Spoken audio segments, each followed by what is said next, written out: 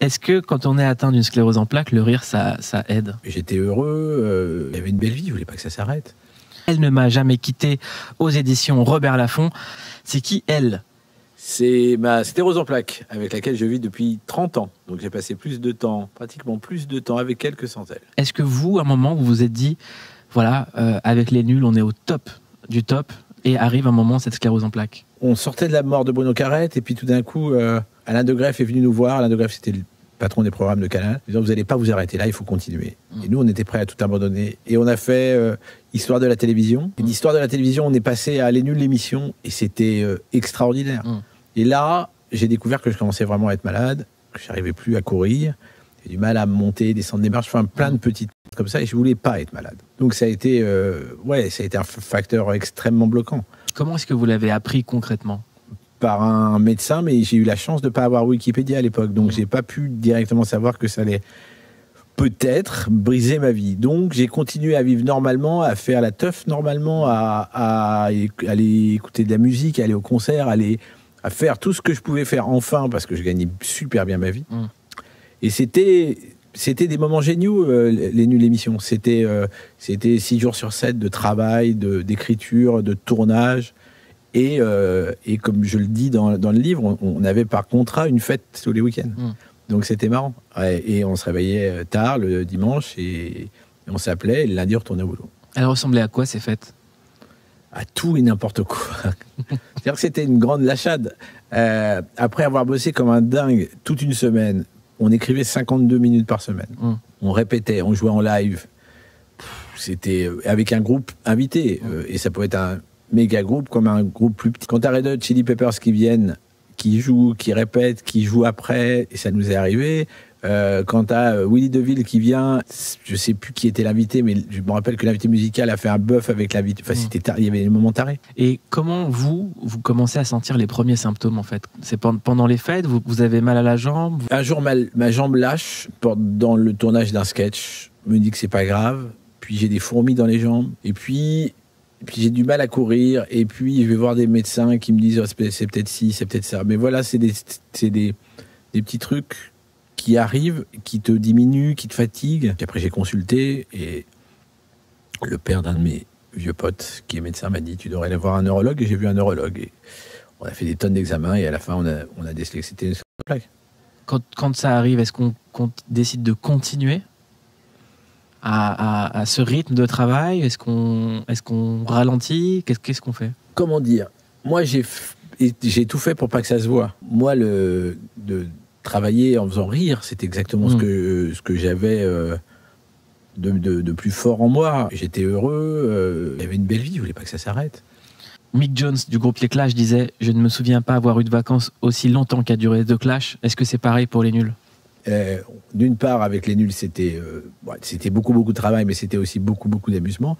Mick Jones est venu invité musical de Les Nuls émission, et comme j'étais fan des Clash, ils m'ont laissé faire un sketch avec Mick Jones. Bon, j'étais pourri, hein, mais voilà, c'était un petit plaisir. Est-ce que quand on est atteint d'une sclérose en plaques, le rire, ça aide? Moi, j'ai toujours essayé d'avoir du recul sur tout ça.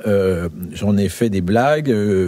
Ça me faisait marrer moi, moins mes camarades. Je me rappelle d'Alain qui était un peu... Alain Chabat, pardon, qui était un peu réticent à toutes ces vannes.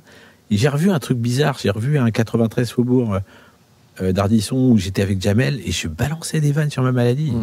Et on me disait, mais c'est un stand-up. Je dis, non, mais ça me fait marrer. Et voilà, enfin, c'était étrange. Est-ce que malgré le handicap, vous continuez d'avancer? Je raconte souvent un truc, quand je rêve, je marche. C'est quelque chose qui ne vous a jamais quitté? Jamais. Puis mon espérance, c'est de remarcher un jour. Même peut-être que ça ne se passera pas, mais j'espère. Est-ce que c'est quelque chose qui définit votre équipe avec les Nuls, de se dire on aurait pu faire des choses, faire des concessions, on a quand même gardé une certaine ligne? Oui, et puis on a aussi jamais fait de suite à La Cité de la Peur parce qu'on n'avait pas envie de faire moins bien. Alors qu'on nous l'a offert et qu'on nous l'a proposé avec beaucoup d'argent. Voilà. Mais je pense aussi à mes potes d'enfance qui ont toujours été là, toujours été autour de moi, toujours été proches de moi et m'ont ramené d'endroits où j'aurais pas dû être. Est-ce que lorsque vous êtes tombé malade de cette sclérose en plaques dont vous parlez dans ce livre, Elle ne m'a jamais quitté, il y a des amis qui ont disparu et d'autres qui sont apparus? Non, mais mes amis ont toujours été les mêmes, sauf quand peut-être j'ai glissé vers des choses qu'on ne doit pas prendre, et là, je voyais d'autres personnes et c'était pas les bonnes. Voilà. Celles-là ont disparu. Bah, totalement. Qu'est-ce qu'on fait pour que ces personnes n'apparaissent pas dans notre vie? On a tous un instinct de survie. Hmm. Et il faut faire confiance à cet instinct de survie. Elle ne m'a jamais quitté est disponible aux éditions Robert Laffont. Dans ce livre, vous parlez de l'importance du soutien de votre femme Isabelle. Vous dites, je vais pas mentir, on a beau être amoureux, c'est difficile pour un couple de le rester quand on en passe par là. D'autant plus qu'on a nos écarts comme tout le monde. Heureusement, la maladie ne les creuse pas, au contraire. Elle nous rapproche énormément, et puis j'essaie aussi de l'épargner un maximum et d'épargner ma famille un maximum. C'est la base de tout. Mais c'est vrai que si il n'y avait pas ma femme, je ne serais pas là en train de vous parler maintenant. À quel moment on sait qu'on est tombé sur la bonne? Je sais pas, c'était instinctif avec elle. Il y a un truc bizarre, voilà. Mais j'ai dragué pendant 6 mois, j'ai fait une cour intensive, voilà. Et pas lâché. Et là, ça va faire 18 ans qu'on est mariés en janvier. 6 mois de drague? Oui, monsieur. Comment on s'y prend? Je veux le tutoriel. Non, mais j'ai tout à la maison, je t'amènerai. J'apporterai tous les... Non, mais c'est long, et puis c'est perso aussi, je vais pas tout lâcher. C'est rare de nos jours, 6 mois de drague. Aujourd'hui, on est quand même dans une consommation. Non, mais encore une fois, c'était il y a 17 ans, 18 ans. Donc il y a 18 ans, pas Tinder, pas tout ça. Non, là, aujourd'hui, on swipe. C'est ça. À l'époque, on faisait la cour. Et il y a eu des lettres.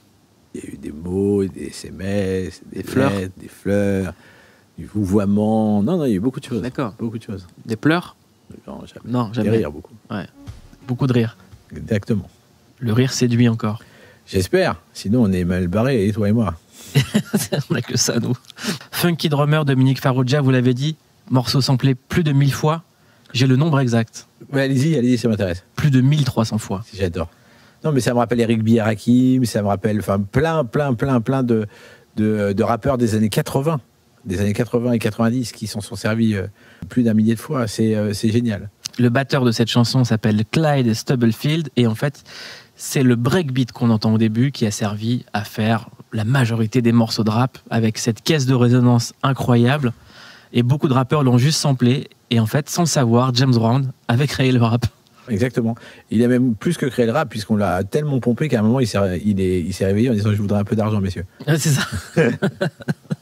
Et ça le saoulait. Il disait ça me fait plaisir qu'on m'appelle le Godfather, mais à un moment, j'aimerais bien qu'on me paye. Ouais, c'est ça. Exactement.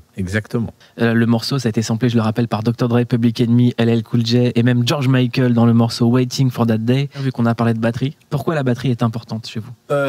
Parce que j'adorais ça, parce que c'est l'instrument que j'ai travaillé le plus. Voilà, ça faisait partie de moi.